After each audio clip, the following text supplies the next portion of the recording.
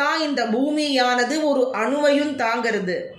அம்பிகையினுடைய சக்தி இல்லைன்னா பூமியால ஒரு அணுவையும் தாங்க முடியாது. ஒரு சின்ன ஆட்டம், அந்த அணுவை கூட தாங்க முடியாது பூமியினால. அப்போ இந்த பூமி நம்ம எல்லோரையும் தாங்கிறதே. பர்வதங்கள் உள்பட எத்தனை மலைகளை தாங்கிறது, சமுத்திரங்கள் இந்த பூமிக்குள்ளதான் இருக்கு. இது எல்லாவற்றையும் தாங்கக்கூடிய சக்தியானது தரைக்கு எப்படி வந்ததுன்னா பராசக்தியின் சக்தியானது பூமியோட கலந்திருக்கக்கூடிய காரணத்தினாலே. மறந்துடாத இந்திரா, நீங்க அத்தனை பேரும் மரத்தால் செய்யப்பட்ட பொம்மைகள் போல். உங்க அத்தனை பேரையும் மாட்டி வைக்கக்கூடிய மகாசக்தி நான் என்பதை மறக்காதே அப்படின்னு பகவதியான உமாதேவியானவள், பர்வதராஜ புத்திரியான பார்வதி தேவியானவள் உபதேசம் செய்யறான்னு வளர்ந்து இல்லையா? இப்போ சர்வத்திற்கும் ஆதிகாரணமா விளங்கக்கூடிய யாதொரு பரபிரம்மமானது உண்டோ, பரபிரம்மத்திற்கு மேல் உலகிலே வேறொன்று இல்லைன்னு சாஸ்திரங்கள் சொல்லறதே. அதாத்தோ பிரம்ம ஜிக்ஞாசா, பிரம்மசூத்திரம் முதல்ல ஆரம்பிக்கிறதே அப்படிதான் ஆரம்பிக்கிறது. அதாத்தோ பிரம்ம ஜிக்ஞாசா. இந்த பிரம்மம் யாரு? சாட்சாத் ஜெகன்மாதாவான லலிதா மகாத்ரிபுர சுந்தரி.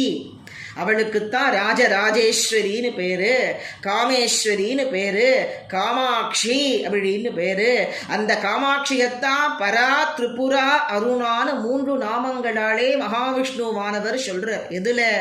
பிரம்மாண்ட புராணத்திலே, லலிதா உபாக்கியானத்திலே ஹயக்ரீவ மகாவிஷ்ணுவானவர் அகஸ்தியருக்கு சொல்றார், அவளுக்கு பரா, திரிபுரா, அருணா அப்படின்னு நாமா. பரா, அவளுக்கு மேல வேற ஒண்ணுமே கிடையாது. சர்வத்திற்கும் ஆதிகாரணமா விளங்கக்கூடியவள் அந்த பராசக்தி. திரிபுரா, மும்மூர்த்திகளுக்கும் மூத்தவள்.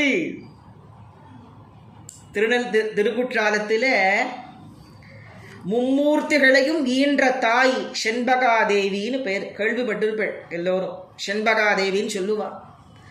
அவள் மும்மூர்த்திகளுக்கும் தாயார். உதும்பரன்கிற அசுரனை சம்ஹாரம் பண்ணினவள் பராசக்தி அவதான். அந்த செண்பகாதேவி தான் குற்றாலநாதர் கோவிலிலே தரணி பீட்டத்திலே ஸ்ரீசக்கர ரூபத்துல பராசக்தியா இருக்கா. ஒவ்வொரு கல்பத்திலேயும் மறுபடியும் மும்மூர்த்திகளை ஈன்ற தாயார் செண்பகா